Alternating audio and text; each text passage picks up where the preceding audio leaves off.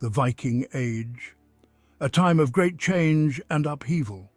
From the rugged landscapes of Scandinavia, these skilled seafarers emerged. Their longships, a symbol of their power, sailed across the known world. They were explorers, traders, and yes, fearsome warriors.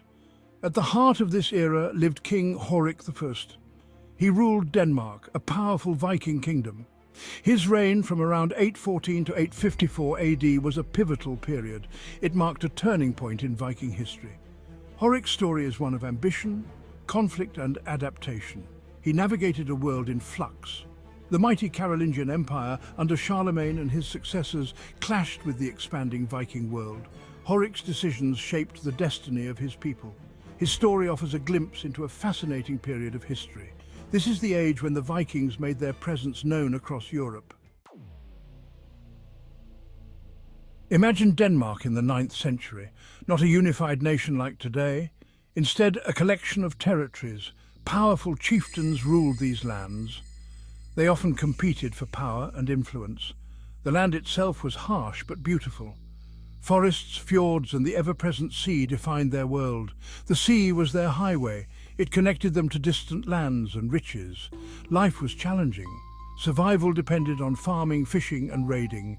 Yes, raiding was part of their way of life, but it wasn't all they did. The Vikings were skilled craftsmen and traders. They valued strength, courage, and loyalty. Family and kinship were paramount. Into this world, Horik was born a chieftain's son, destined for greatness. We know little of Horik's early life, but we can imagine a young man learning the ways of his people. He would have mastered the art of war, he would have sailed the seas, and he would have learned the delicate dance of alliances and betrayals that came with power. When his father died, Horik's path was clear. He fought to secure his claim. He battled rivals and emerged victorious. His strength and cunning impressed his people. They declared him king, ruler of a significant part of Denmark. But his reign would be anything but peaceful. He faced challenges from within and threats from beyond the seas. Across the sea lay the Carolingian Empire, a force to be reckoned with. Charlemagne, the great Frankish king, had forged a vast empire. His reach extended north, brushing against the world of the Vikings. Charlemagne's power was a source of both concern and opportunity for Horik. In 810, Viking raiders, possibly with Horik's knowledge, attacked the Frankish coast. Charlemagne was alarmed. He knew the Vikings could be a serious threat, but he also understood the value of diplomacy.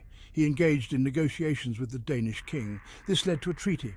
It recognized the border between Denmark and the Frankish Empire. It was an uneasy peace, but it held for a time. Shifting alliances and ambitions. The death of Charlemagne in 814 changed the political landscape. His heirs squabbled for power. Horik saw an opportunity. He knew he could exploit the situation to his advantage. He played a clever game. He forged alliances with rebellious Frankish nobles. He even gave refuge to one such noble, a man named Lothair. This angered the new Frankish emperor Louis the Pious. Louis responded with force. He launched attacks against Horik's territories. The Vikings fought back fiercely.